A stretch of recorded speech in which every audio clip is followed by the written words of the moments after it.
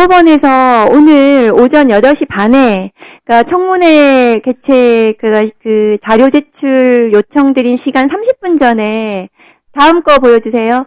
그 전 거 보여주세요. 청문회 이 자료의 요청에 응할 수 없다 이렇게 답변을 주셨어요. 그 답변 내용이 법원조직법 65조, 그 다음에 국정감사법 8조, 국회법 이렇게 드시면서 낼 수 없다 이렇게 하셨는데, 제가 요청드린 자료는 사실은 그렇게 합의에 관한 사항도 아니고, 그냥 그동안 쭉 답변해 오셨던 자료거든요. 대법원에서 국정감사나 이런 데서도 저희가, 근데 왜 이렇게 요청을 한 자료를 안 내시는 건지, 이렇게 하면 저희가 청문회를 진행하기가 쉽지가 않고, 그러면 대법원은 국민의 대표기관인 국회의 질문에 귀를 막겠다는 것인지 좀 우려스럽습니다. 저희가 국회법에 따라서 지금 청문회를 열 수 있다고 되어 있어서 법에 따라 하는 거고요.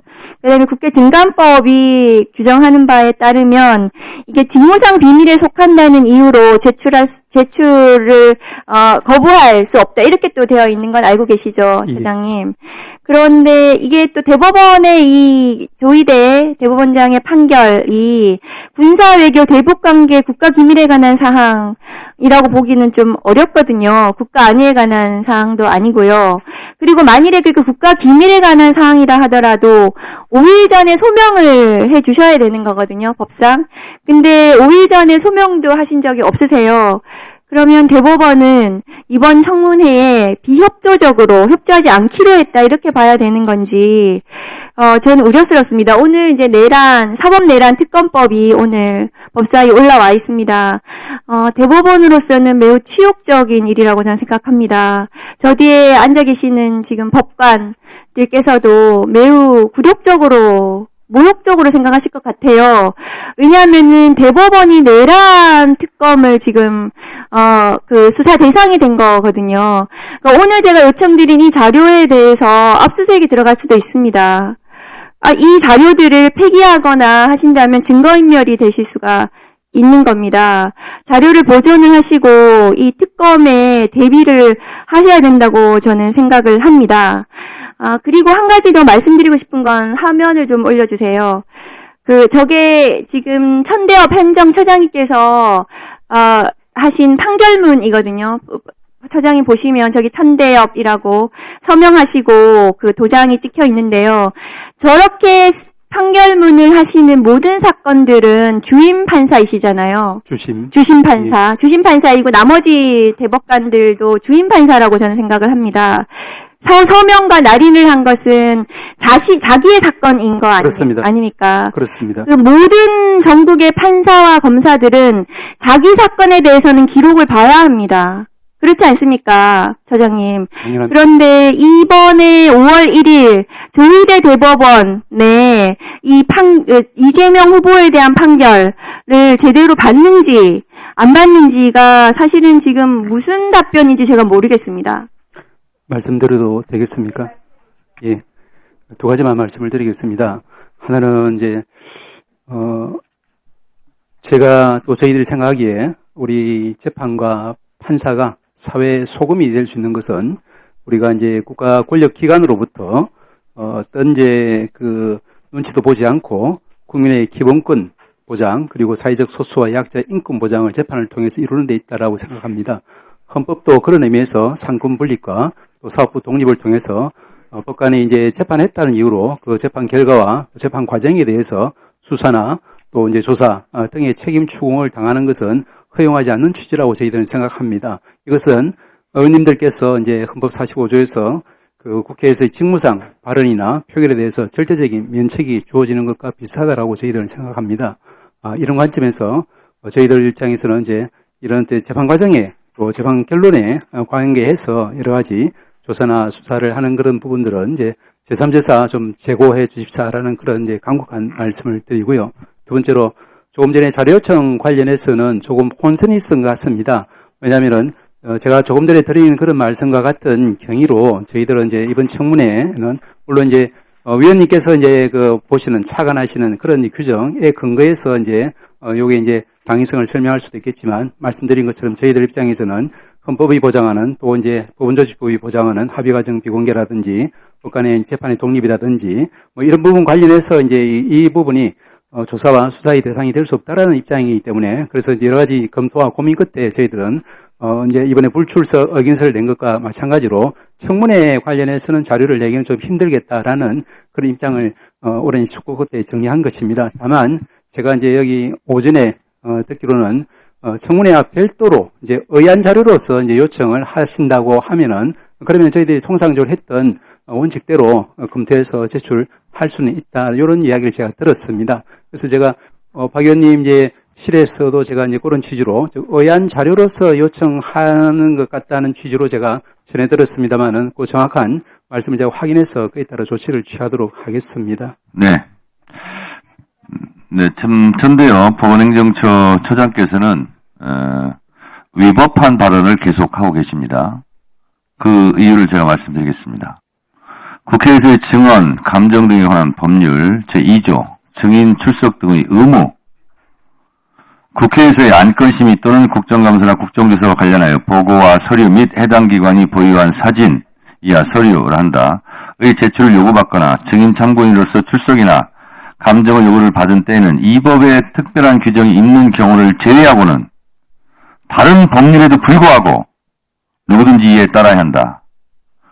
지금 오늘 대법원장이 얘기했던 이 법원조직법, 국회법, 이 법인데 이 법을 들이댔는데 다른 법에도 불구하고 누구든지 이에 따라야 한다. 그런데 대법관들은 예외다. 이런 조항이 지금 없습니다. 대법원장이 된 다른 법에도 불구하고 누구든지 이 법을 따라야 한다. 다시 말해서 출석해야 된다. 이런 뜻이고요. 서류 제출 관련해서는 이건 제가 여러 차례 법사에서 얘기를 했고 좀 이따 말씀드리겠지만 헌재에서도 합헌이라고 그리고 따라야 된다고 판결한 바 있습니다. 국회 증언감정법 제4조 공무상 비밀에 관한 증언 서류 등의 제출 이랑 국회로부터 공무원 또는 공무원이었던 사람이 증언의 요구를 받거나 국가기관이 서류 등의 제출을 요구받는 경우에 증언할 사실이나 제출할 서류 등의 내용이 직무상 비밀에 속한다는 이유로 증언이나 서류 등의 제출을 거부할 수 없다. 다만 군사, 외교, 대북 관계의 국가 비밀에 관한 사항으로서 그 발표로 말미암아 국가 안위에 중대한 영향을 미칠 수 있음이 명백하다고 주무장관 이 증언 등의 요구를 받은 날부터 5일 이내에 소명하는 경우에는 그러하지 아니한다. 대법원장이 지금 들이댄 헌법과 법률에 위반됐다고 제가 아까 모두에 말씀드린 이유가 다 이런 법적인 근거에 의해서 제가 드리는 말씀입니다. 지금 비밀이라고 제출하지 않은 것이 처장 예. 군사 관련입니까? 말씀드려도 되겠습니까? 군사 관련입니까? 저희들은 이제 군사 관련입니까? 군사와 관련은 군사 관련입니까? 군사 관련입니까?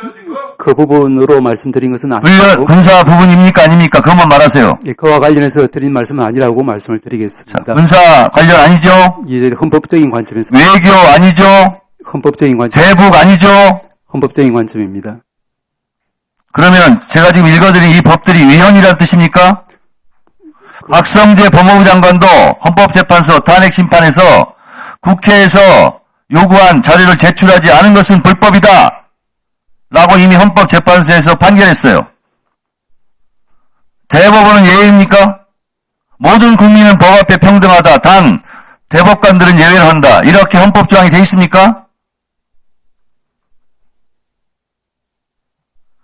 국회 증언감정법이 우리 대법관들께서 보실 때는 휴지 조각입니까?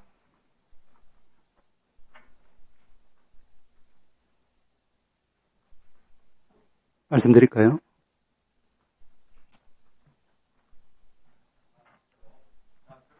자, 법사위 원장으로서 이곳에서 의사진행을 하는 것도 다 국회법에 따라서 하는 겁니다. 그리고 국회에서 자료 제출 요구를 할 때는 이 증언감정법 자료 제출 등의 법적인 조항에 따라서 다 제출 요구하는 겁니다. 대법관은 공무원 아닙니까? 국가기관 아닙니까? 초헌법적 기관입니까? 제가 이 대법원장이 이런 그 법적인 걸 쭉 듣길래 제가 기가 막혔어요. 언젠가 지금 얘기하려고 했는데 지금 얘기하니까 그런 법들에 의해서 위법함에도 불구하고 대법관인 천대법원 행정처장께서 버젓이 제가 지금 읽어드린 증언감정법을 위반하고 있는 발언을 계속하고 계시는 거예요. 박성재 법무부 장관도 저희가 자료 제출을 응하지 않아서 그 부분까지 탄핵 심판을 받았는데 위법하다고. 그 부분은 잘못됐다고 이미 판정했습니다. 이 부분도 헌법재판소 가면 대법관들이 잘못했다. 이렇게 판결 날 것이 100%예요.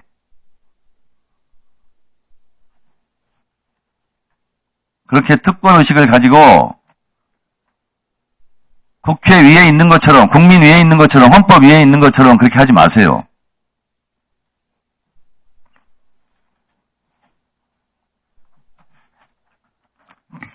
김기표 의원님, 토론하세요.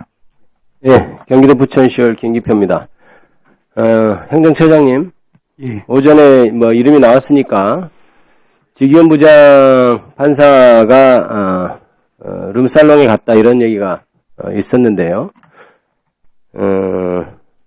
글쎄요, 누가 저녁에 룸살롱 가든 저녁을 못 먹든 그게 위법하지 않으면 저는 굳이 따질 필요는 없다고 생각합니다. 그게 도덕적으로는 문제가 될 수는 있다고 생각해요.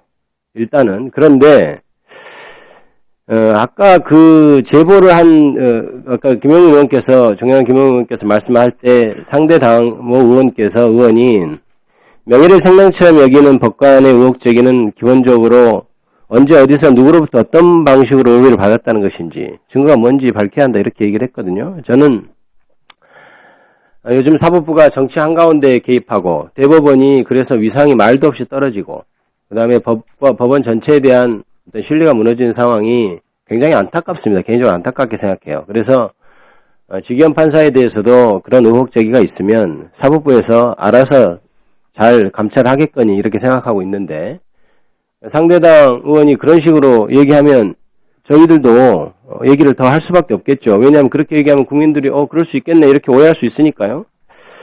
마치 장소 특정도 안 되고 언제 누구랑 갔는지도 밝히지 않은 채 무슨 베네수엘라 운운하면서 마치 근거 없이 이렇게 하는 것처럼 하는데 PPT 좀 띄워볼까요?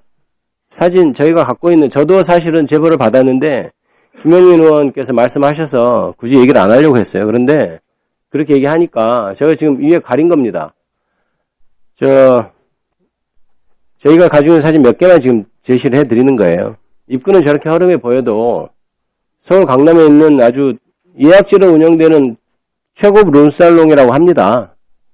그리고 내부 사진을 보면 보는 것 같이 굉장히 럭셔리한 내부죠. 이게 제보자가 여기를 함께 같이 갔었다는 주장입니다.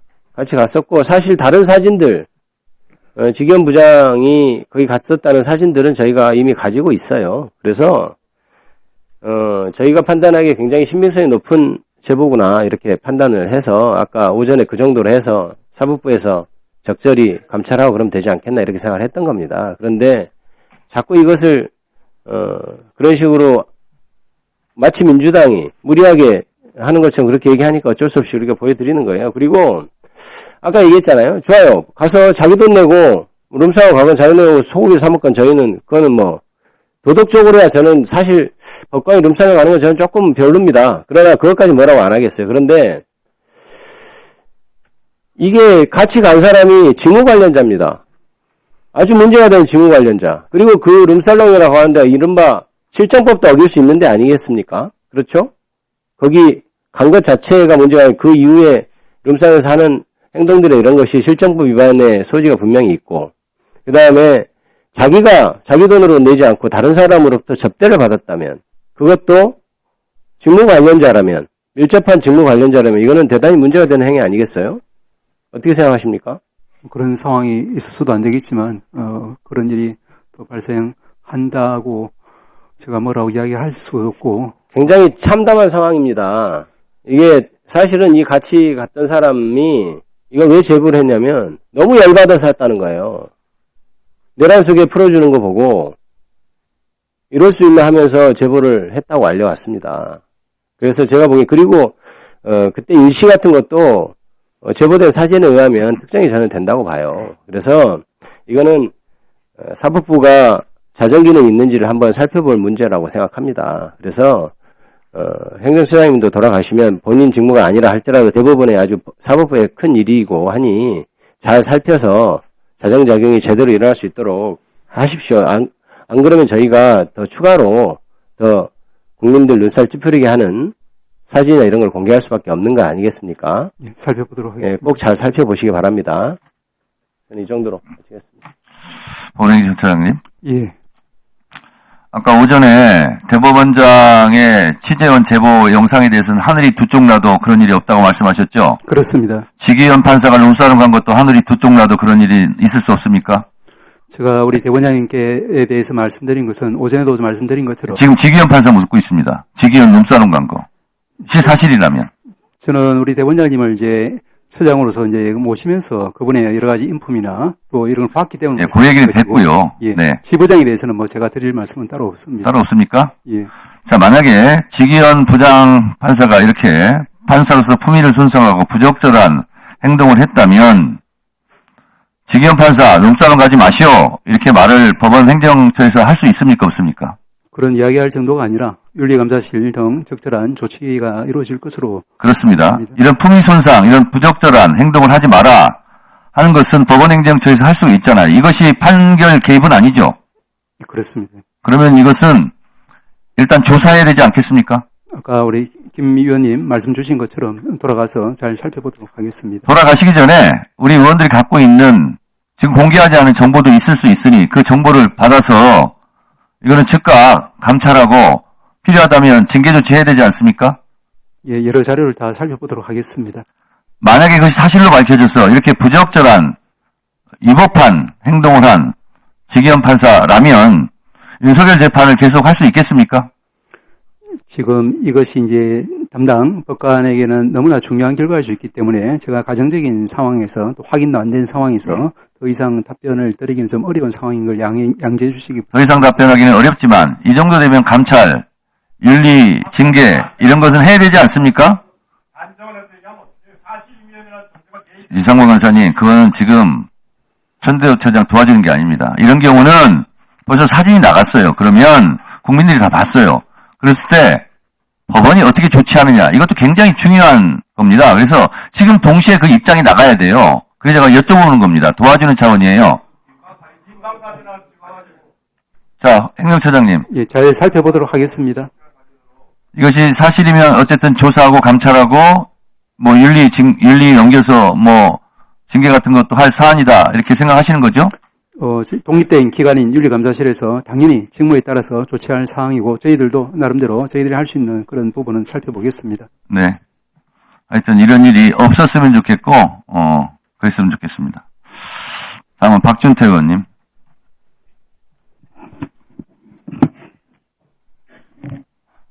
예, 국민의힘 박준태 의원입니다.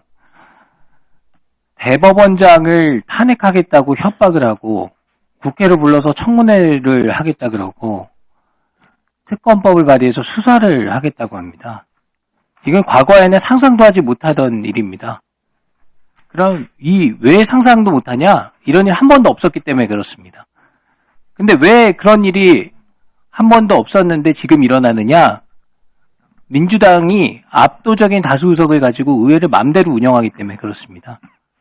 그럼 민주당은 왜 의회 민주주의를 포기했다는 얘기를 들으면서까지 이렇게 국회를 운영하느냐? 당대표가 이재명이기 때문입니다.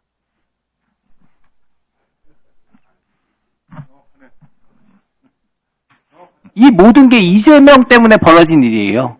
8개 사건, 12개 혐의, 5개 재판을 받고 있는 이미 전과가 여러 개 있는 이재명이 본인의 감옥 안 가려고 대통령 돼서 대통령직을 범죄 도피처로 활용하기 위해서 이렇게 의회 민주주의를 파괴하는, 사법부를 겁박하는 일을 자행하고 있는 겁니다.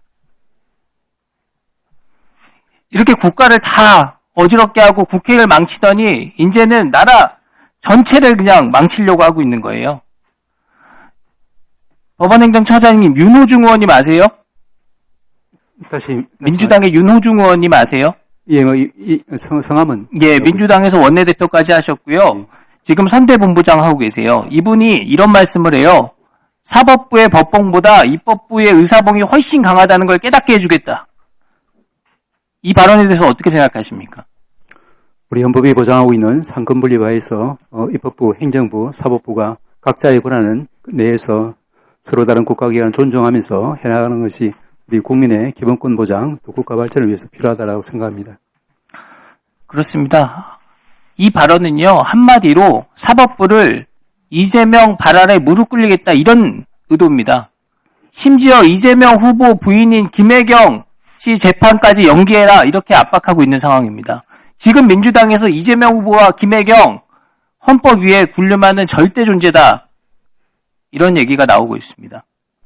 오늘 상정되는 법들 중에서요, 법원의 법원 조직법을 개정해서 대법관 숫자를 늘리는 법 있지 않습니까? 예. 베네수엘라의 차베스 정권 때요, 2004년입니다. 대법관이 20명이었는데 32명으로 늘렸습니다. 물론 12명 늘리면서 전부 다 자기 편으로 채워놨습니다. 그래서 차베스가 사망할 때까지 대법원에서 4만 5천 건 판결을 했는데 이 중에 정권에 반하는 판결은 한 건도 없었다. 이런 분석, 연구 결과도 있습니다. 민주당이 이걸 보고 지금 대법관 늘리는 법을 발의를 한 겁니다. 네. 우리나라는 이미 선진화된 제도를 다 갖추고 있는데 후진국 모델을 추구하는 거예요. 이게 바로 민주당이 만드는 세상입니다. 이재명 대통령 되면요, 입법, 사법, 경제 전부 다 베네수엘라 그거보다 못한 후진국으로 갈 가능성이 높습니다.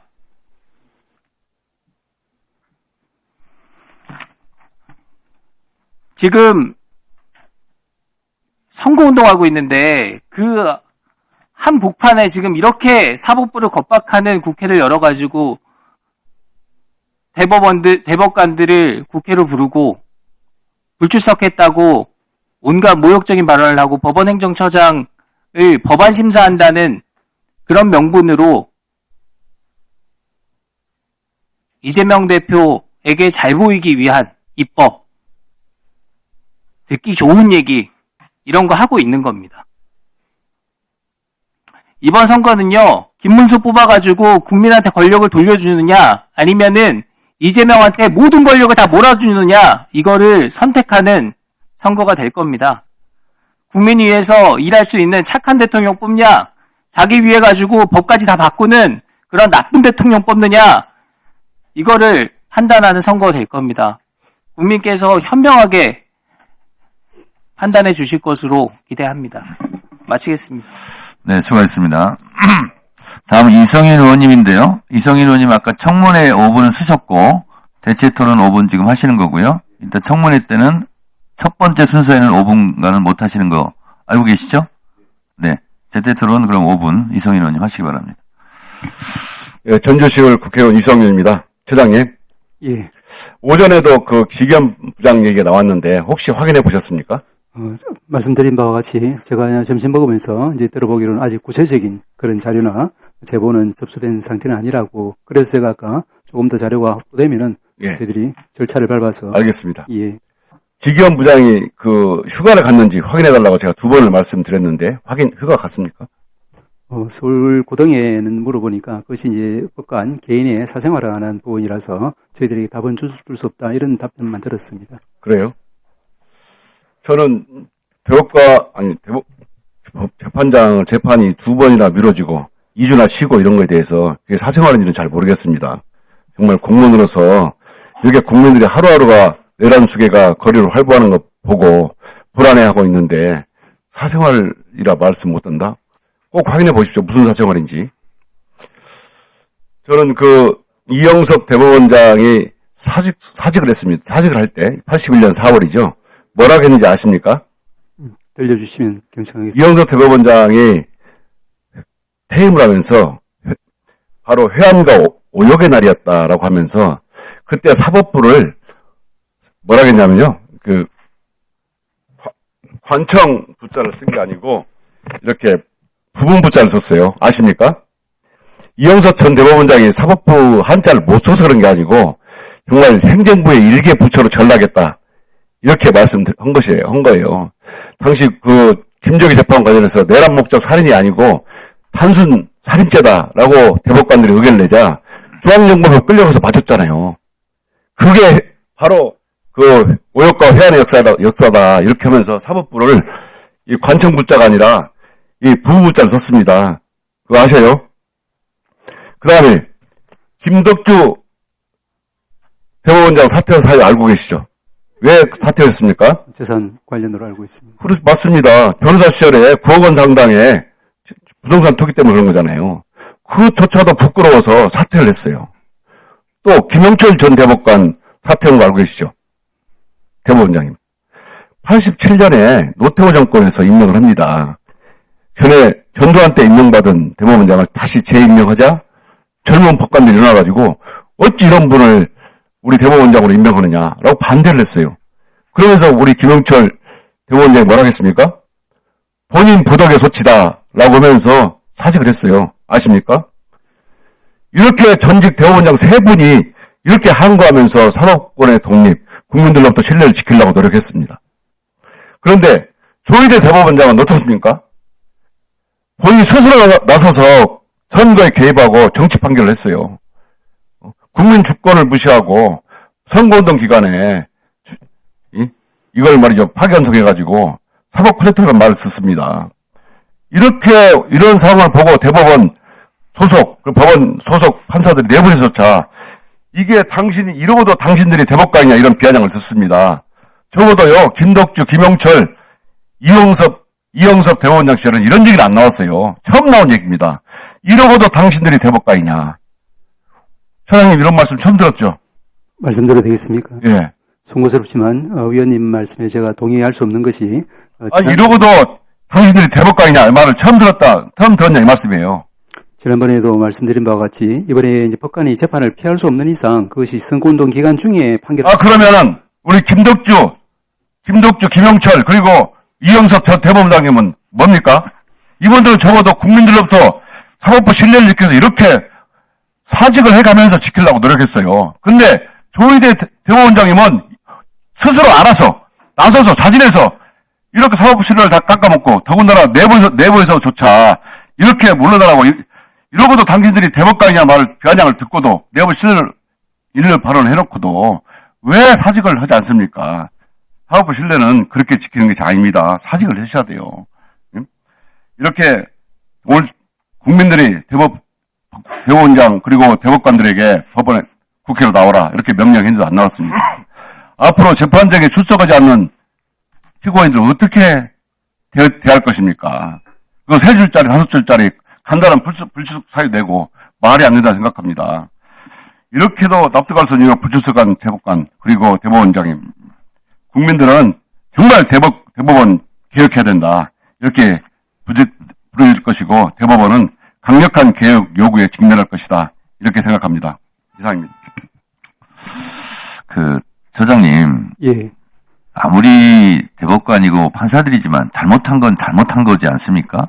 잘한 건 잘한 거고. 그러지 않습니까? 말씀대로 되겠습니까? 다 잘했다고 하면 어떻게 얘기합니까? 말씀대로 되겠습니까? 제가 말을 하면 말 좀 끝나고 얘기하세요, 그러면. 자, 버스를 탈 때나 아니면 기차, 지하철을 탈 때나 줄을 서면 새치기 하면 됩니까? 안 됩니까? 안 됩니다. 안 되죠? 근데 제가 알고 있기로 전원 합의체 해부된 법안 안건이 재판할 건수가 120건이 넘었다고 그래요. 근데 이재명 대표에 대한 이 법을 새치기 해가지고 120 몇 번째 있는 거를 위로 올려가지고 새치기 해가지고 전원합의체에서 판결을 했다고 그래요. 이거 법 새치기 아니에요? 말씀드릴까요? 그렇게 하면 됩니까? 안 됩니까? 얘기해 보세요. 말씀 주신 것처럼 이제 우리 법사위에서도 이제 안건의 중요성, 시급성에 따라서 우선적으로 처리하는 경우가 있는 것을 저도 여기서 봤습니다. 그리고 저희들 대법원뿐 아니라 1심과 2심에서도 많은 사건들을 처리하면서 선택과 집중에 따라서 사안의 중요성, 시급성에 따라서 알겠어요. 순서를 좀 자, 달리. 그러면 633 얘기를 하지 말았어야죠. 왜 다른 거는 3개월을 얘기하면서 이건 30일, 36일 합니까? 그러니까 불공정하다고 얘기하는 거예요. 그냥 3개월 거기에 맞춰서 했으면 그렇게 했나 보다 하죠. 계속 633 얘기하면서 본인 스스로, 대법원장 스스로 얘기했던 633도 안 지킨 거 아니에요. 밑에 있는 거 쫙 뽑아 올려가지고 위로 딱 올려가지고 새치기 해가지고. 말씀드려도 되겠습니까? 그래서 우리 법원 행정처장님 예. 그러면 지금 중앙지법 김주옥 부장판사를 밑에서 판사들이 여러 명이 지금 코트에 썼잖아요. 그러면 그 판사들이 엄청나게 잘못한 겁니까? 제가 같은 판사들이잖아요. 입장이라는 건 알겠는데, 행정처장에서 공공한 입장이라는 걸 알겠는데, 국민 상식 안에 있다고 그랬잖아요, 법도. 그러면 국민 상식선에서 이걸 누가 이해하겠습니까? 120 몇 번째 있는 법을 판결할 걸 끌어다가, 90일도 안 지키고, 3개월도 안 지키고, 36일 만에, 그렇게 하는 것이 국민들이 봤을 때는 비상식적, 몰상식적이라고 생각하는 거예요. 국민들이 알아서 생각합니다. 한 가지만 말씀. 네, 말씀하십시오. 예, 뭐 다른 부분보다도 말씀하신 것처럼 이제 633 이 부분 그리고 또 저희들이 알기로는 제가 알기로는 왜냐하면 저는 뭐 합의는 관여하지 않았으니까 그렇지만 이제 그 이른바 헌법 84조 해석에 의해서 이제 만약에 이제 특정인이 당선되면은 그 후에는 이제 재판이 이제 중지된다는 것이 헌법 교과서 여러 군데 있는 것으로 저는 알고 있습니다. 그렇게 되면은 이 사건 재판은 결국 한다고 하면은 이제 그 전에 해야만 이제 판사가 재판을 기피하지 않는 셈이 되는데 그렇다고 하면 선거운동 기간 중에 할 것이냐 아니면 그 전에 할 것이냐 이 두 가지 선택지만 남는 것으로 저는 추측됩니다. 자, 그러면 실토하시네요. 선거운동 기간 전에 이재명 후보 날리려고 했구만요. 그런 뜻으로 드린 말씀은 아닙니다. 그런 뜻으로 들려요, 지금. 본심을 지금 자백한 거예요. 본심을 자백하지 않았습니까, 지금? 저는 뭐 전혀 그 내막이 6월 3일 이전에 이재명 후보 날리려고 했다고. 지금 말씀하신 거, 그거하고 똑같은 거예요. 낭중지추라고 이렇게 부지부식간에 속마음이 드러나는 겁니다. 송곳은 나오게 돼 있어요. 자, 곽규택 의원님. 곽규택 의원님 질의하세요. 토론하세요. 조용히 좀 해라 좀. 아니 제대로 하면 내가 조용히 하지. 저기 뭐 쭈글쭈글해. 윤상호 간사님 마세요. 의정활동 잘하셔서 삼선 사선대에서 법사위원장 한번 해보세요. 얼마나 잘하는지 보겠어요. 자, 곽규택 의원님 질의하세요. 오늘 처음 있는 대법원장과 대법관에 대한 청문회 자리였는데 물론 이제 불출석해서 사실상의 청문회가 이루어지지 않고 있습니다만은 이 내용을 보면 그렇습니다. 대법원에서 이재명 후보에 대해서 유죄 취지의 파기환송을 했기 때문에 그 판결에 같이 전원 합의체를 이루었던 대법관들에 대해서 국회에 불러가지고 망신을 주겠다 하는 뭐 그 취지죠. 그 취지인데 지금 그것을 내놓고 말을 못하니까 왜 이렇게 재판을 빨리 했느냐, 이게 절차 위반 아니냐, 그리고 대법관들이 그 두꺼운 기록을 보고 한 것이 맞느냐, 이 두 가지를 이제 트집을 잡고 늘어지기 시작하는 겁니다. 근데 공직선거법상에 6개월, 3개월, 3개월이라고 하는 게 엄연히 규정이 되어 있는 상태지 않습니까? 뭐 대법원장이나 대법관들이 갑자기 어디 들고 나온 원칙이 아니에요. 국회에서 스스로 공직선거법에다가 공직선거법 위반 사건은 1심 6개월, 2심 3개월, 3심 3개월 내에 빨리 판단하라고 국회에서 만든 법입니다. 그것을 지키기 위해서 대법원장께서 전원 합의체에서 뭐 순번이 뒤로 있는 사건이지만 국민들이 제일 관심이 있고 제일 사회적인 이목이 집중된 사건, 그리고 대선을 앞두고 무엇보다도 판결이 먼저 나와야 될 사건에 대해서 그 원칙을 지키기 위해서 전원합의체를 통해서 신속한 재판을 한 거죠. 그것에 대해서 무엇이 잘못됐습니까? 오히려 그렇게 하는 것이 국민들께 한 국회의 약속을 지키는 것, 대법원을 통해서 국회 약속을 지키는 것 아니겠습니까? 그리고 6만 쪽 운운하면서 그 기록을 어떻게 30 며칠 만에 보느냐. 법원 행정처장님, 예. 형사소송법상 그 대법원의 판결은 4, 5심이자 법률심인 거죠. 그렇습니다. 결국 사실관계는 2심이 인정한 항소심까지 인정된 사실관계를 따라야 하는 것 아닙니까? 원칙적으로는 그렇습니다. 예. 그럼 6만 쪽 기록 중에 뭐 안 봐도 뻔합니다. 그 사건이 무슨 복잡한 사건도 아니고요. 이재명 후보가 거짓말한 그 부분이 법리적으로 어떻게 판단을 하면 되느냐, 이런 사건인데 기록이 6만 쪽이 됐다 하는 것은 뻔합니다. 같은 주장을 피고인 쪽에서 이렇게 했다가 저렇게 했다가 계속 무죄라고 다투면서 그 허황된 자료들을 잔뜩 낸 거예요. 그게 수사 기록에도 있을 것이고 1심 기록에도 있을 것이고 2심 기록에도 당연히 붙어 있겠죠. 똑같은 주장 내용들이 반복적으로 있을 겁니다. 그게 6만 페이지 중에서 한 5만 페이지 될 거예요. 그 변호사 오래 해보고 검사 오래 해본 사람은 알아요. 법원에서 오신 분들도 아실 거 아닙니까?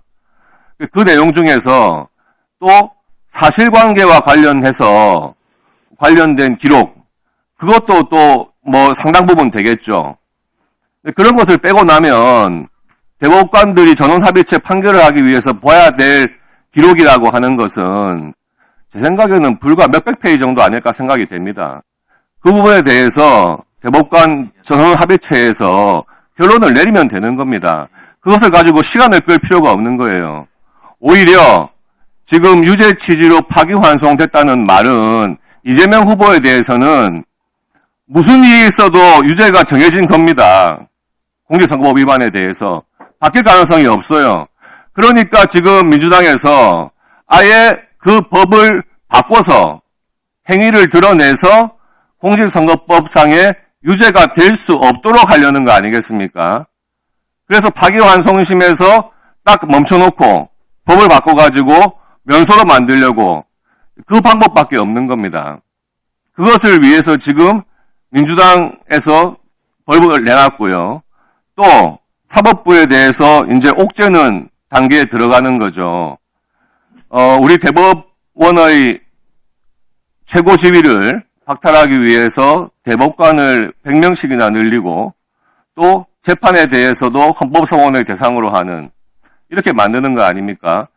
국민들께서 보시기에는 이게 무슨 의미가 있는지 잘 모르시겠지만 법원 행정처장님이 보시기에는 이 대법원의 위상을 결국에는 우리나라 최고사법기관이 아니라 헌법재판소의 하위 기구로 만드는 그런 법 아니겠습니까?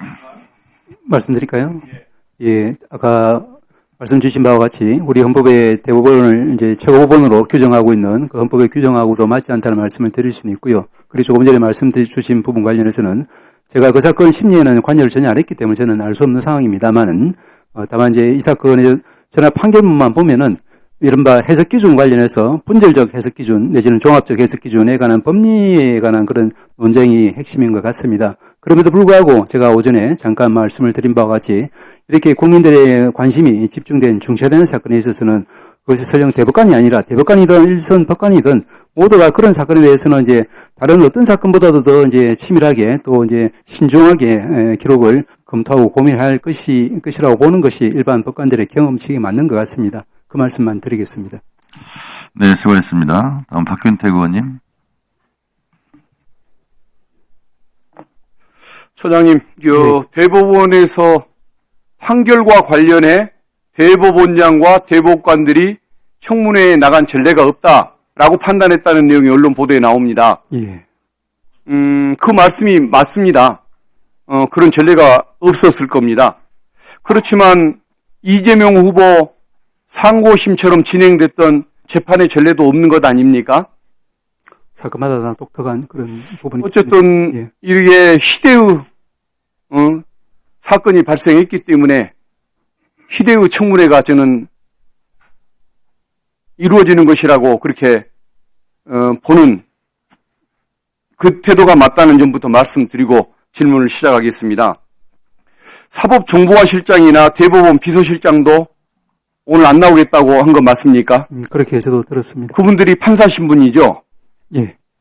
그렇지만 행정관 업무를 수행하고 있는 것 아닙니까? 두 가지 지위를 동시에 겸하고 있는 그런 신분. 그런데 행정관의 권한을 행사하되 행정관으로서 국회 나와서 답변을 해야 하는 이런 책임은 회피하겠다는 태도인 것 같아서 저는 그 처신이 적절한지 모르겠습니다. 만약에 판사 신분이기 때문에 나오기 싫다고 한다면 그러면은 앞으로 비서실장이나 행정처 보직은 법관이 아닌 일반 행정직들에게 맡겨야 한다는 생각이 드는데 어떻게 생각하십니까? 위원님 말씀 취지는 제가 알겠습니다만은 기본적으로 이제 이 부분의 청문회에서 이제 여쭤보려고 하시는 부분들이 결국에는 이제 재판의 어떤 과정, 경과 뭐 이런 부분에 대한 그렇다고 행정관이라고 한다면 어쨌든 나와서 답을 뭐 소극적으로 하든 다른 방식으로 답을 하든 나오긴 나와야 맞는 것 아니겠습니까? 그게 행정관의 도리 아니겠습니까? 국민에 대한 도리인 것이고 예, 저는 그렇게 믿습니다. 예, 위원님 말 알겠습니다. 그리고 대법관들에게 6만 페이지가 넘는 기록을 문서로 복사해 준 적이 없다고 해서 그러면 전자문서라도 열람했는지 그게 궁금하다고 많은 분들이 의심을 하기 때문에 전자문서 접속 기록을 자료를 달라고 했는데 법원에서는 그걸 거부를 하고 있습니다. 예. 그리고 심지어는 제가 요구했던 공직선거법 사건 처리기관에 관한 일반 통계 이것마저도 진행 중인 사건의 재판과 관련이 있을 수 있다라고 해서 거부를 했는데 이게 어떻게 타당한 판단이라고 보십니까? 통계도 못 주는 조직이 됐습니까, 법원이? 예, 말씀을 드리겠습니다. 이제 아까 말씀하신 우리가 판사가 그러면 언제 어느 때 어떤 기록을 갖다가 어느 정도 시간을 들여서 받느냐라는 뭐 종이 기록이나 전자 기록은 마찬가지니까 그런 부분들은 말씀드린 것처럼 이제 재판이라고 하는 것이 이제 재판 절차를 통해서 또 이제 기록 검토를 통해서 이렇게 심정을 형성하고 합의를 하고 판결이 선고되는 일련의 과정으로 되어 있기 때문에 그 부분에 해당하는 부분은 모두 이제 그 합의 공개에 해당되고 다만 두 번째 말씀을 드리면은 아까 말씀하신 통계 관련 자료는 기본적으로 아까 우리 박은 위원님 말씀 주실 때 제가 답변했습니다만은 저희들은 오늘 청문회 관련한 그런 자료로 요청을 받아서 아마도 그래서 전체적으로 좀 저희들이 응하기 어렵다는 취지로 어쨌든 그런 객관적인 통계나 물증에 해당하는 자료마저도 주지 못하겠다는 이런 태도를 보면은 이번 사안에 대해서는 검찰을 똑같이 닮아가는 모습인 것 같아서 씁쓸하기 그지가 없습니다. 그리고 조희대 대법원장님이 과거에 2013년 전후로 대구지방법원장을 하셨죠. 예. 그때 신년 할애식에서 축사를 하는 내용을 들었던 사람 얘기에 의하면 고 박정희 대통령이 살아 돌아온 것 같은 느낌을 받았을 정도로 보수적인 걸 보고 깜짝 놀랐다라고 얘기를 합니다. 그처럼 그분의 보수적이고 수구적인 그런 태도가 이번 사건에 반영된 것 아니었을까라는 생각이 드는데 여기에 대해서는 어떻게 생각하십니까?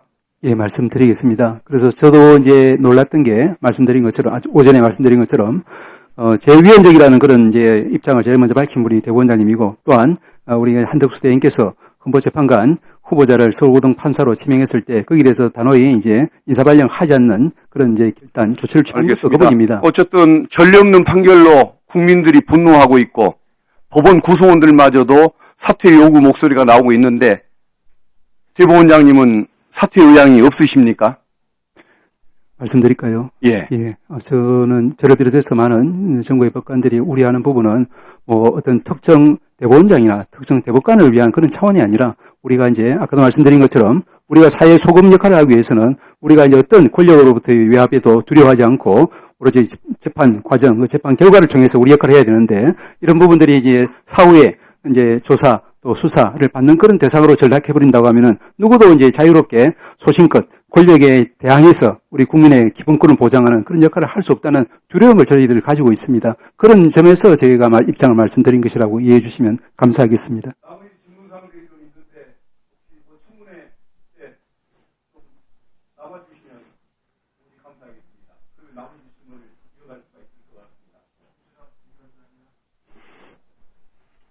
다 하셨습니까? 네, 다음은 장동혁 의원님 안 계시네요. 박범기 의원님. 네. 그래요? 참, 갑자기 보니까. 먼저 하세요. 메모하고 있었어요. 네, 이상문 원사님 먼저 하세요. 오늘 우리 위원장께서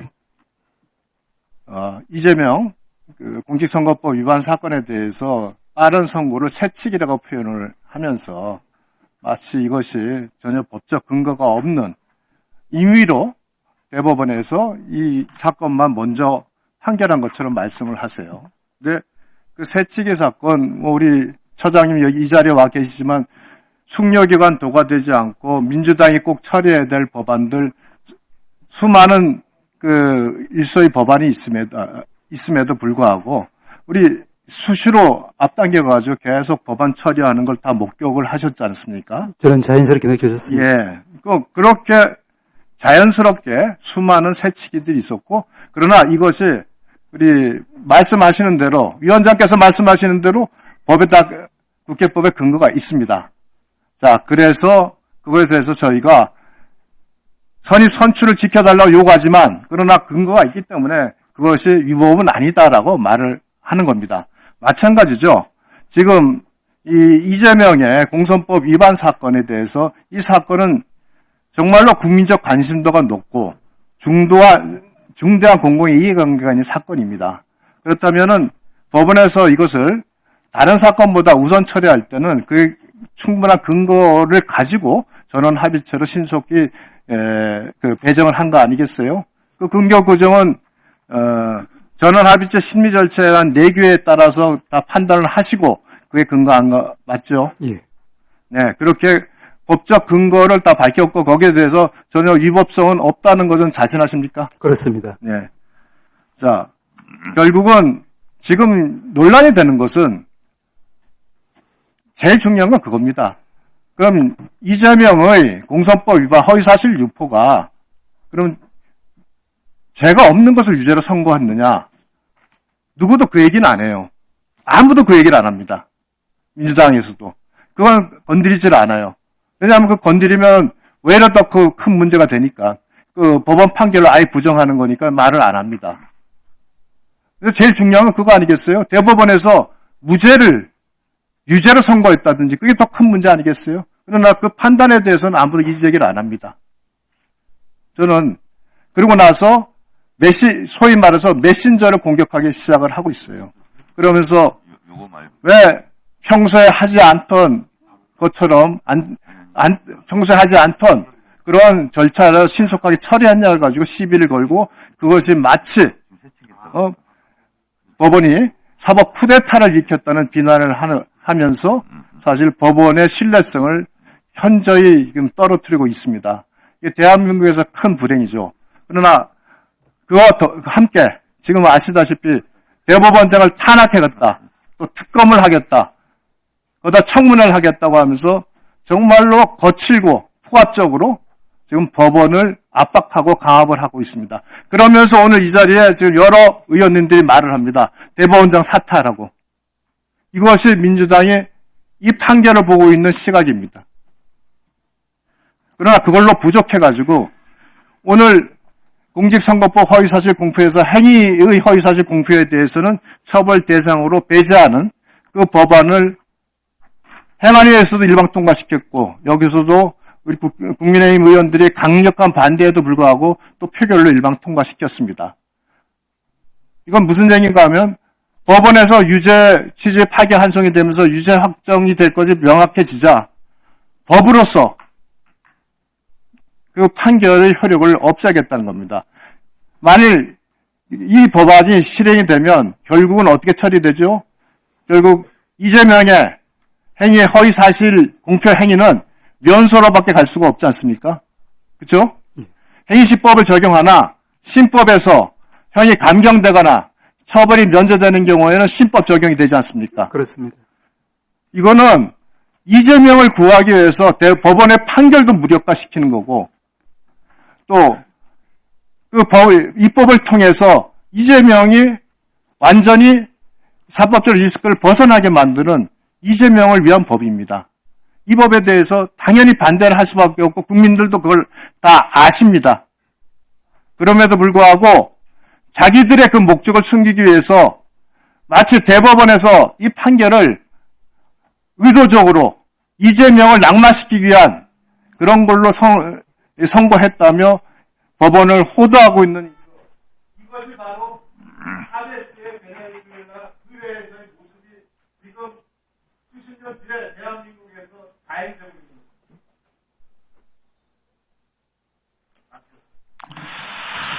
지금 위원장의 의사진행에 관련해서 말씀하셨기 때문에 제가 해명 겸 말씀드리겠습니다. 법원행정처장님 잘 들으시기 바랍니다. 국회법 49조 1항은 위원장은 위원회를 대표하고 의사를 정리하고 질서를 유지하며 사무를 감독한다라고 되어 있고요. 2항은 위원장은 위원회 의사 일정과 개회의 일시를 간사와 협의하여 정한다고 되어 있고요.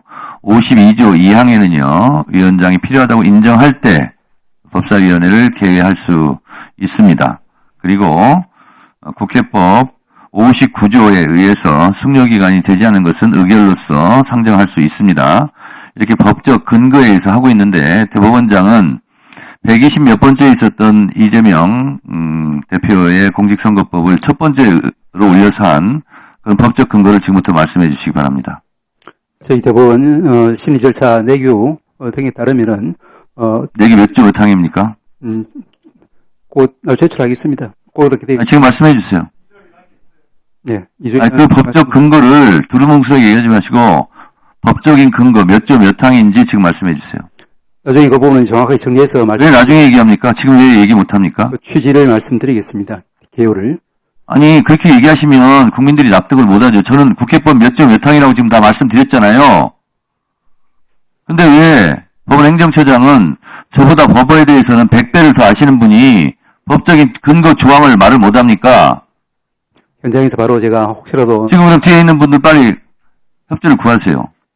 그 사이에 말씀을 드릴까요? 네. 예, 그래서 이제 이와 같이 이제 내규나 예규 등에 그런 근거를 두고 있고 또한 이제 모든 그러니까 그 법관들이 근거를 두고 있는지를 들어야 그다음 말을 하는 것이 맞죠. 그리고 기본적으로 재판 절차 진행에 관한 부분은 재판장의 권한 혹은 그러니까 그것이 법적으로 몇 조 몇 항인지 근거를 말씀하시라고요. 조금 이따 확인해서 말씀드리겠습니다. 그 부분은. 다만 이것처럼 저희들도 재판 진행에 관해서는 대법원장과 또 여러 대법관들이 서로 협의해서 그렇게 정하도록 되어 있습니다. 그 과정에서 그러니까 법원행정처장께서 그 조항을 몇 조 몇 항을 알지 못하고 지금 즉석에서 답변을 못하는 거 보니까 이것이 일상적으로 있는 일은 아니어서 그 조항을 외우지 못하고 계신 것 같네요. 그렇지 않습니다.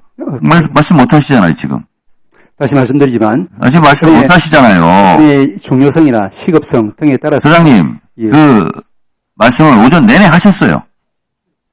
그래서 제가 묻는 것은 대법원장이 120 몇 번째 있었던 이재명 대표 그 상고심 그 판결을 맨 앞으로 끄집어내서 했던 그 법적인 근거 조항이 무슨 법 몇 조 몇 항이냐 제가 묻는 거예요. 나머지는 다 들었어요 이미. 제가 듣고 싶은 것은 무슨 법 몇 조 몇 항 이걸 듣고 싶은 거예요. 뒤에 접수된 사건이라 하더라도 이제 전압을 위해서 이제 앞당겨서 진행한다든지 이런 저희들 종종 있는 일이라고 저는 답답하십니다. 그 얘기는 제가 다 들었고 알고 있고요.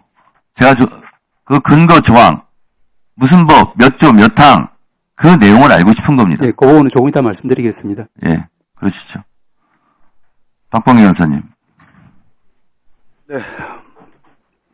박범계입니다. 천대엽 우리 법원행정처장님의 하늘은 어떤 하늘입니까? 누굽니까, 하늘이? 우리 국민들과 함께하는 하늘입니다. 국민들이 두 쪽이 나도 대법원장님은 그럴 분이 아니다라는 그 확신은 어디서 나오는 확신이에요? 말씀드린 것처럼 제가 이제 어떤 대법관이시잖아요? 예, 행정처장을 하기 전에는 대법관으로 심리에 관여하셨죠? 그렇습니다. 행정처장이 끝나면 심리에 관여할 지금 재판부로 돌아가시잖아요? 끝나면 돌아갑니다.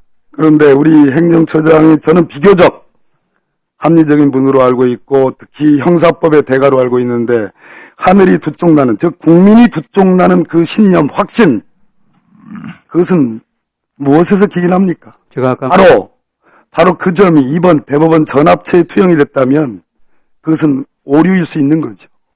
제가 한번 거꾸로 여쭤보겠습니다. 하신 말씀 중에 내용입니다. 6월 3일 이후에 이재명 후보가 당선된다고 대법원 전합체는 생각했던 것 같아요. 아닙니까? 그 부분은 제가 전혀 알 수 없는 부분이죠. 아니죠. 뭐라고 그러냐면 6월 3일 이후를 피한다고 그랬어요. 제가 낙선이 되면 그냥 국회의원일 뿐이에요. 당선될 가능성이 높기 때문에 6월 3일 이후는 피한다고 했습니다. 거기서 의도성이 있는 거예요. 두 번째, 선거운동 기간을 피할 수밖에 없었다. 이 얘기는 우리 행정처장께서 말씀하신 존중한다고 하는 하급심, 이재명 후보의 지금 하급심 계류 중인 재판부가 다 족족 기일 변경을 하고 심지어 기일을 연기한 것이 아니라 기일을 추정한 재판부도 있습니다. 선거운동 기간 중에는 하급심 재판부가 우리 헌법상의 116조 대통령 후보로서 공정한 선거운동의 기회를 보장해야 된다는 것을 알고서 이렇게 기일 변경한 겁니다. 대법관들은 그것을 피한 것은 뭐냐? 참정권 침해 소지가 있다고 알고 있었던 거예요. 아닙니까? 세 번째, 5월 10일부터 11일까지 후보 등록인데 굳이 5월 9일, 5월 8일 날 해도 되는데 5월 1일로 당겼어요. 왜? 날릴 생각이었으니까.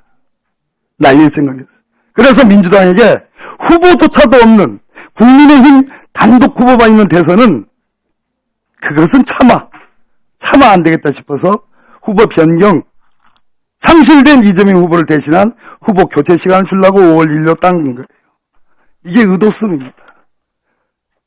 이 거친 숨을 쉬어가면서 거칠게 이를 데 없는 이 단호함이 이번 대법 전합체 10명의 대법관들의 소위 말씀하시는 합의의 과정이니 지켜져야 될 사법부 독립이니 그런 미사역으로 장식한 사법 쿠데타입니다. 탄핵 소추의 대상이에요. 저는 확신합니다. 더 이상 어떻게 이걸 숨길 수 있어요? 놀래고 있잖아요. 하급심 재판장들이 얘기하고 있잖아요. 우리 처장께서, 제가 좋아하는 처장께서 하늘이 두 쪽 나도 믿는다라는 그 대법원장의 그 확신을 우리 대법관들이 이유 없이 저마다의 확신으로 포장한다면 이분들은 국민 위에 군림하는 거고 헌법 위에 군림하게 되는 겁니다. 그래서 대법관 증언이 필요해요. 확신에 차서 저도 입법부 구성원의 한 사람으로서 확신에 차서 대법관 증언이 필요하다고 했습니다. 우리 헌법에 대법관의 수는 규정이 있습니까? 없지요. 한때 말씀을 하세요. 규정이 있습니까? 없습니다. 그렇게 말씀해 주세요. 없습니다. 없어요. 입법사항이에요. 그런데 우리 헌법 역사에서 헌법 규정에 있었을 때도 있었습니다. 아시죠? 예. 언제 때입니까? 제3공화국 헌법에서 4공화국 유신 헌법까지 있었습니다. 아이러니하게도 전두환이가 집권해가지고 국가보위 입법 비상기구에서 소위 비상국무회의를 가장해가지고 헌법조항에 있는 이 대법관의 수를 입법조항으로 바꿨습니다. 그리고 35년이 됐습니다. 대한민국의 국격은 날로 없이 커졌는데 대법관의 수는 14명으로 고정된 채 35년이 됐습니다. 그리고 급기야는 대한민국의 대통령 선거를 침해하는 이 거친 숨소리의 결단을 포장하는 쿠데타를 일으킨 겁니다. 이거는 용납이 안 됩니다. 아무리 제가 법원 출신이라도 용납을 할 수가 없어요.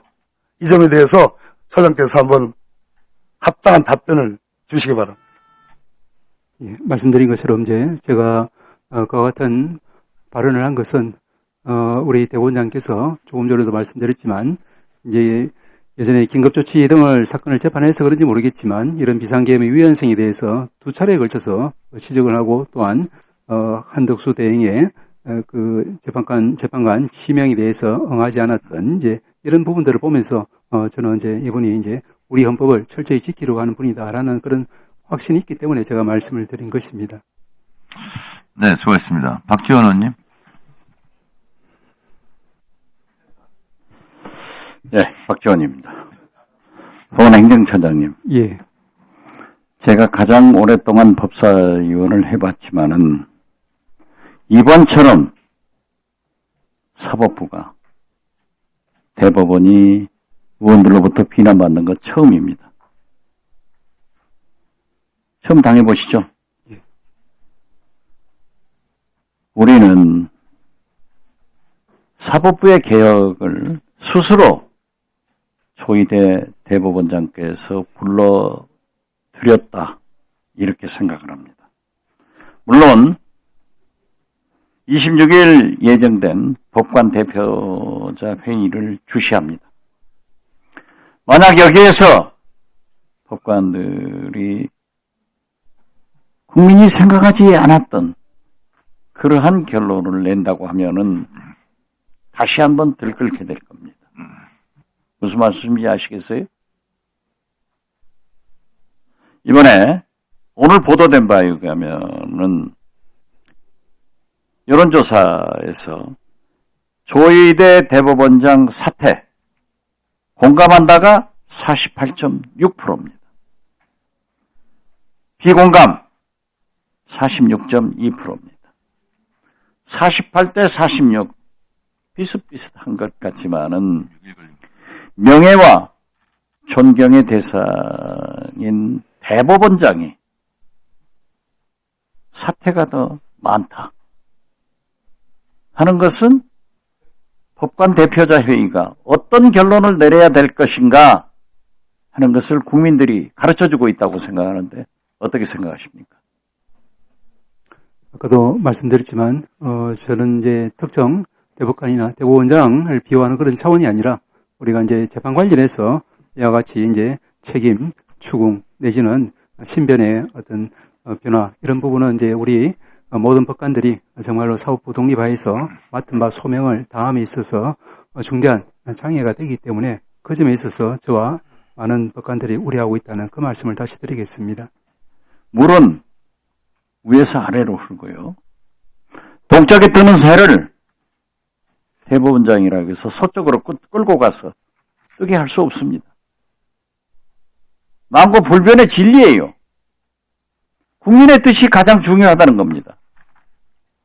그런 의미에서 오늘 모든 의원님들이 지적을 했지만 제가 이석연 전 법제처장, 우리 민주당 이재명 후보의 선대위 공동위원장입니다.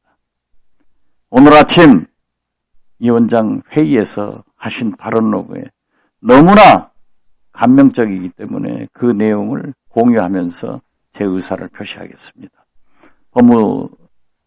법무차관도 함께 참조하세요. 내란수계를 불구속 재판하는 것은 처음 일이다. 어떻게 내란수계를 불구속 재판하느냐? 지금 현재 윤석열 피고인을 검찰에서 직권남용으로 추가 기소를 하는데 이것 가지고 구속영장을 발부해야 된다. 그렇기 때문에 검찰과 사법부에서는 구속의 절차를 밟아야 한다.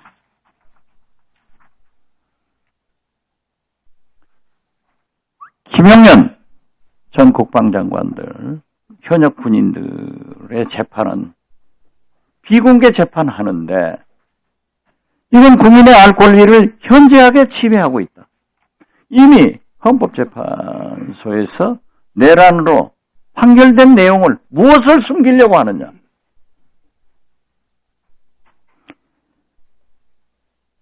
재판부가 윤석열의 심리를 12월까지 마치겠다고 한다. 왜 이렇게 늦느냐? 이럴 사항이냐? 이렇게 얘기를 하면서 선배 법조인으로서 후배 법조인들이 공부 좀 해라. 이건 아니지 않느냐? 이런 절규를 토론하셨습니다. 법무차관. 네. 윤석열의 추가 기소에 대해서 구속 기소할 의향은 검찰이 가지고 있는지.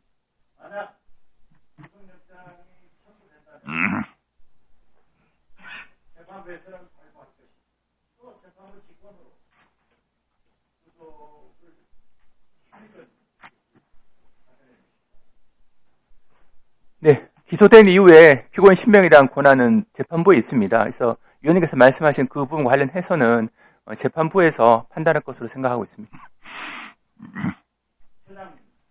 예. 예.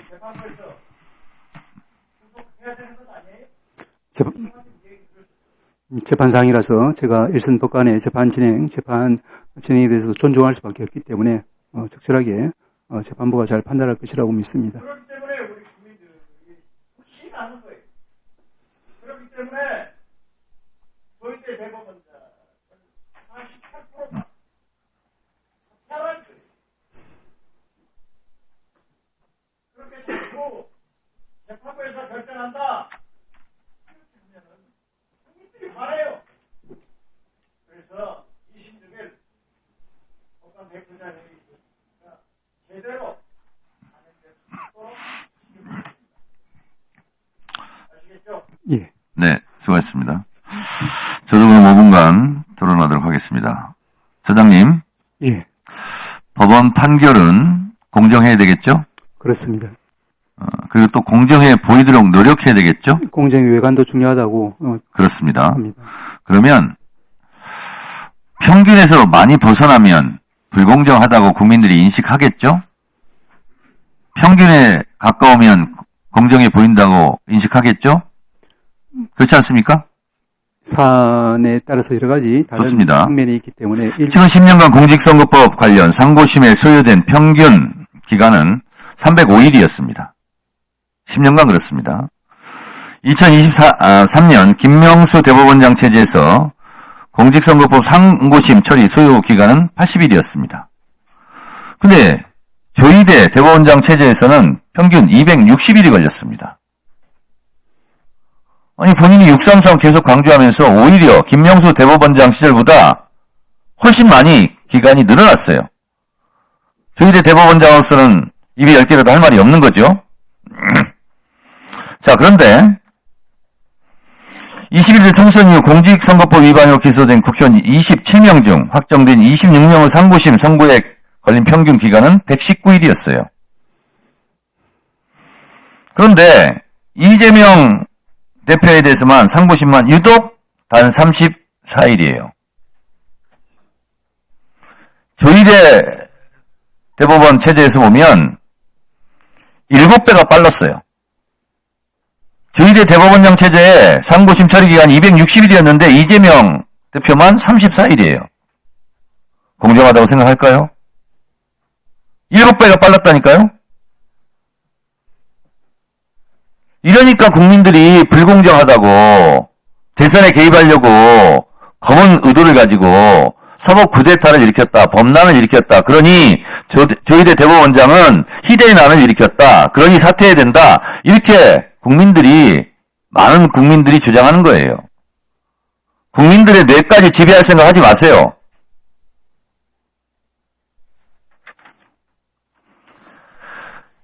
그 기록을 다 읽어봤느냐? 챗 GPT에 물어보니까 빠른 속도로 읽으면 917시간이 걸린답니다. 챗 GPT가 답변한 거예요.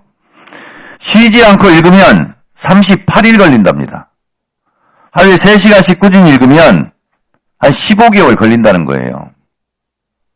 그런데 다 안 읽어봤다. 이런 얘기는 명확하게 안 해요. 전자스캔 떠가지고 다 봤을 겁니다. 이렇게 얘기해요.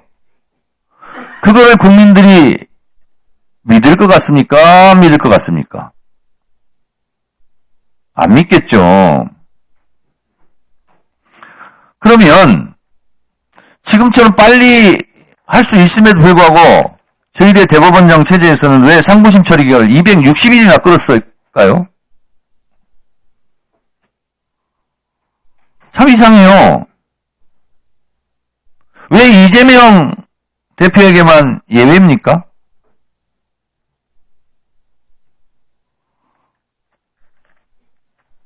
알 수 없는 일입니다. 전대엽 법원행정처장께서는 조희대 대법원장은 하늘이 두 쪽 나도 그럴 뿐이 아닙니다.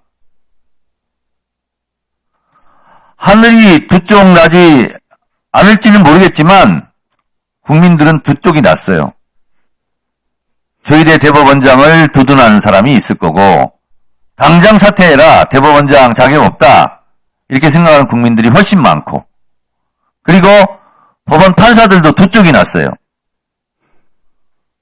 판사들이 코트넷에 글 써가지고 조희대 대법원장은 반 이재명 정치 투쟁의 선봉장이 되었다, 그러고도 대법관이라고 할 수 있냐, 다 물러가라, 이렇게 현직 판사들이 주장하고 있지 않습니까? 아무리 대법원장의 입장을 대변해야 되는 법원행정처장이지만 이런 상식적인 저희 주장에 대해서 틀렸다고 아니라고 말하십시오. 지금 하실 수 있으면 말씀해 보세요. 제가 그전부터 또 오늘 오전 또 조금 전까지 이제 이번 재판에 관해서 이제 제가 추측하는, 왜냐하면 저는 관여를 할 수 없었기 때문에 여러 가지 말씀드렸습니다만은 그 부분 자체도 제가 추측해야 하는 것이라서 부적절하다는 지적 말씀하셨기 때문에 제가 더 이상 언급하는 것은 적절치 않은 것 같습니다. 제 말, 제 주장이 틀렸다면 틀렸다고 자신있게 말씀하시라니까요. 저는 제 경우로는 말씀드린 바와 같이 사안에 따라서 우리 대법원이 법률심의자 상고심으로서 필요한 쟁점에 필요한 범위 내의 어떤 기록, 검토, 그리고 여러 연구안들을 활용한 법리적인 쟁점 검토, 그리고 이 사건의 쟁점이 말씀드린 바와 같이 이제 분절적 혹은 종합적 판단 기준이라고 하는 그런 법률 쟁점에 필요한 그런 여러 가지 검토를, 특히 이 사건이 중요하기 때문에 네. 적어도 다수 의견에 이름 올리신 분들은 치열하게 했을 것이라고 판결 자체에 나와 있기 때문에 저는 그렇게 믿는다는 말씀. 네, 알겠습니다. 제 질의는 끝났고요. 그럼 아까 답변 안 하신 거 한번 답변해 보세요. 예. 예. 이런 부분들을, 규정을 정리하면 이렇습니다. 공선법에 이제 선거범에 대해서는 다른 재판에 우선해서 신속히 하여야 한다라고 270조에 나와 있습니다. 그리고 전압내규 2조 1항 단서에 신속한 심리를 위해서는 필요한 경우 바로 전압기일을 지정할 수 있다라고 되어 있고, 기일의 진행, 변경, 선고 지정 등은 재판장이 이제 직권으로 정할 문제이고, 이것은 민사, 형사, 또 행정 모든 소송 절차에 공통된 원칙이기 때문에 이런 것을 종합해 보면은 아까 말씀하신 바와 같이 이 의회에서 여러 가지 이제 순서와 달리 이제 합리적인 필요가 있으면 우선 처리하는 것과 마찬가지로 판사들이 그것이 일선 법원이든 혹은 이제 대법원이든 이와 같이 이제 순서를 달리 중요한 사건, 시급한 사건, 또 법에서 신속히 처리를 명하는 사건, 이런 부분들은 우선적으로 변론을 진행할 수 있다는 것이 저희들 입장입니다. 그럴 줄 알았어요. 그렇게 답변할 줄 알았습니다. 공직선거법 지금 운운하시는데 공직선거법에서 신속하게 재판해야 한다 그렇게 했는데, 그러면 김명수 대법원장 체계에서는 왜 이 법을 안 지키고 평균 260일이나 걸렸습니까? 왜 다른 사건은 공직선거법을 위반하고 이재명 대표 것만 왜 유독 그 조항을 적용해서 신속하게 처리하려고 했냐? 이것이 정치적인 거 아니냐? 라고 제가 지금 엄중하게 말씀드리고 있는 겁니다. 다른 사건은 260일 평균 소요 시간이 걸렸잖아요. 그럼 그 자체가 다 공직선거법 위반이잖아요. 제가 그렇게 답변하실 줄 알았다니까요. 이재명 대표 한 사람만 공직선거법을 지키려고 무지하게 노력했고, 다른 분들은 수백 건, 수십 건은 공직선거법을 대법원에 다 위반했다. 지금 그것을 자백 실토하는 거라고요. 그러니까 한 번 속이면 두 번 속여야 되고, 한 번 거짓말하면 두 번 거짓말해야 되고, 그렇게 하다가 나중에는 들통이 나게 돼 있습니다. 법원행정처장님도 지금 입장이 굉장히 곤궁하실 것 같아서 이 정도로 마치겠습니다.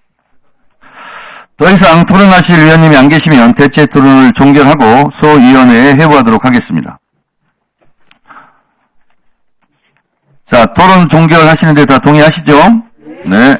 그러면 의사일정 제2항부터 제5항까지 법률안은 보다 심도 있는 심사를 위해 법안심사 제1소위원회로 회부하고자 하는데 이의 없으십니까? 있습니까? 이의가 있으므로 국회법에 따라 표결하겠습니다. 표결에 앞서서 회의장에 계신 위원님은 모두 재석위원 수에 포함된다는 점을 말씀드립니다. 그리고 방법은 국회법 제112조 및 제71조 단서에 따라서 거수 표결로 진행하겠습니다. 먼저 찬성하는 위원님은 손을 들어주시기 바랍니다. 내려주십시오. 다음 반대하는 위원님은 손을 들어주시기 바랍니다. 내려주십시오. 반대를 하려고 해도 출석을 하셔서 반대를 하셔야지. 세 분만 지금 반대하시네. 재석위원 총 14인 중 찬성 11인, 반대 3인으로 가결됐음을 선포합니다. 박범계 법안심사 제1소위원장님과 소위원님들께서는 수고해 주시기 바랍니다. 전대엽 처장님, 김정원 처장님, 김성호 차관님 수고하셨습니다. 이석하셔도 되겠습니다. 그러면 청문회를 재개하도록 하겠습니다.